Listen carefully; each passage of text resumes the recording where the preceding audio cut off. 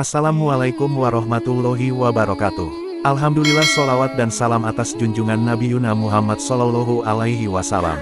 Sahabat channel kisah, kami akan menceritakan sebuah kisah wali Allah yang menelan iblis menyamar menjadi ular, hingga malaikat turun tangan. Dikisahkan ada seorang pemuda bernama Syekh Muhammad Ibnu Humair, yaitu seorang wali Allah yang umara.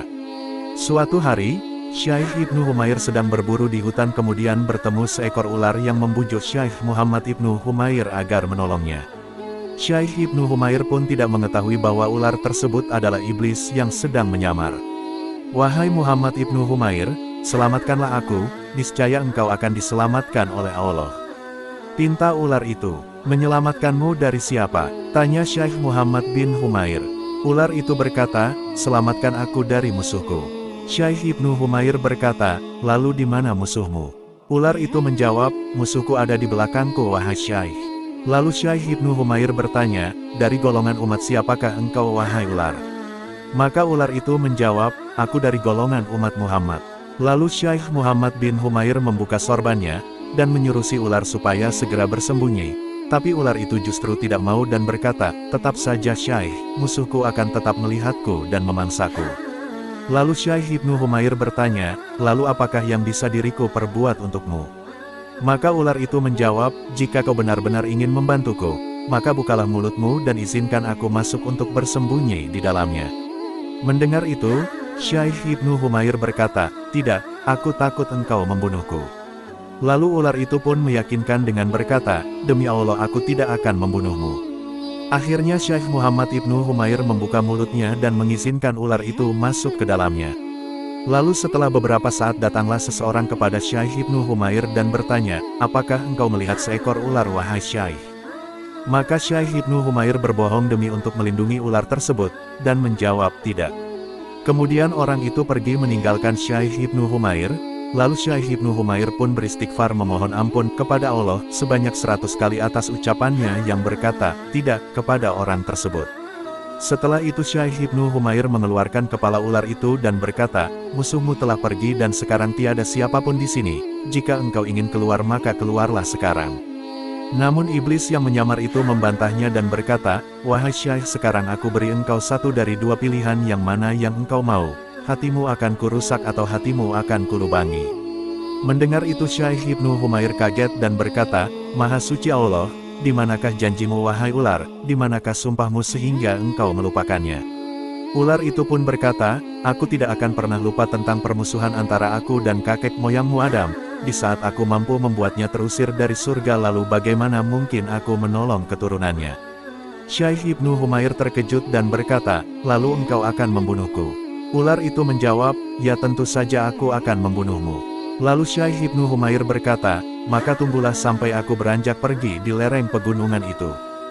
Dengan meremehkan ular itu berkata, "Baiklah." Setelah Syekh Ibnu Humair sampai di lereng pegunungan itu, beliau langsung mengangkat kedua tangannya dan berdoa kepada Allah, "Wahai Zat yang Maha Pelindung, wahai Zat yang Maha Pelindung, lindungilah aku dengan perlindunganmu yang tersembunyi. Wahai Zat yang Maha Pelindung, selamatkanlah aku dari ular ini dengan kekuasaan engkau yang menguasai arsy, sedangkan arsy tiadalah mengetahui di mana engkau telah menetapkannya." Kemudian Syekh Ibnu Humair berjalan kembali. Tiba-tiba ada seseorang yang menghadangnya. Wajah orang itu ceria, sangat bersih dan bercahaya. Orang itu memberi salam dan berkata kepada Syekh Ibnu Humair, "Semoga keselamatan diberikan kepadamu." Maka Syekh Ibnu Humair pun menjawabnya dengan berkata, "Semoga keselamatan diberikan juga kepadamu, wahai saudaraku." Kemudian orang itu berkata, "Wahai Syekh, aku lihat wajahmu pucat, kenapa demikian?" Syekh Ibnu Humair menjawab, "Karena musuhku telah menzalimiku." Orang itu berkata lagi, "Di mana musuhmu?" Syekh Ibnu Humair berkata, "Musuhku berada dalam perutku." Lalu orang itu berkata, "Bukalah mulutmu." Maka Syekh Ibnu Humair pun membuka mulutnya.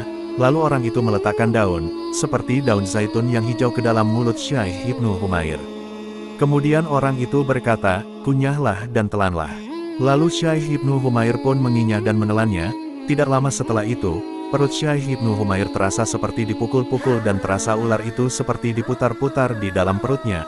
Lalu tak lama kemudian ular itu pun terlempar keluar dalam keadaan terpotong-potong. Melihat itu Syekh Ibnu Humair pun bertanya kepada orang itu, "Wahai saudaraku, siapakah kamu? Aku telah diberi anugerah oleh Allah melalui kamu." Kemudian orang itu berkata, "Apakah kamu tidak mengetahui aku?" Lalu Syekh Ibnu Humair berkata, "Aku tidak mengetahui dirimu." Kemudian orang itu berkata, "Sesungguhnya ketika terjadi peristiwa antara kamu dan ular itu, lalu kamu berdoa dengan doa yang tadi kamu baca. Maka para malaikat di 7 langit merayu kepada Allah Azza wa Jalla. Kemudian Allah berfirman, demi kemuliaan dan keagunganku, aku akan menolong hambaku yang dibinasakan ular. Lalu Allah memerintahkan kepadaku agar datang kepadamu dan akulah yang disebut dengan Al-Ma'ruf, aku tinggal di langit keempat. Allah berfirman kepadaku, berangkatlah engkau ke surga dan ambillah daun yang hijau di sana lalu temuilah hambaku itu Muhammad ibnu Humair." Lalu orang itu berkata lagi, "Wahai Muhammad ibnu Humair, berbuatlah kamu yang ma'ruf baik, sesungguhnya kebaikan itu menjaga dari serangan-serangan jahat dan jika kebaikan itu tidak disia-siakan oleh orang-orang yang tidak diberi kebaikan, maka kebaikan tidak akan disia-siakan oleh Allah." Sekian dari kisah ini tentang bagaimana Allah menolong hambanya yang taat, dan selalu berbuat kebaikan. Maka janganlah putus dari doa penghambaan kepadanya. Semoga dalam kisah ini kita dapat petik dan ambil hikmahnya untuk kedepannya. Wallahu alam bishawab. Wassalamualaikum warahmatullahi wabarakatuh.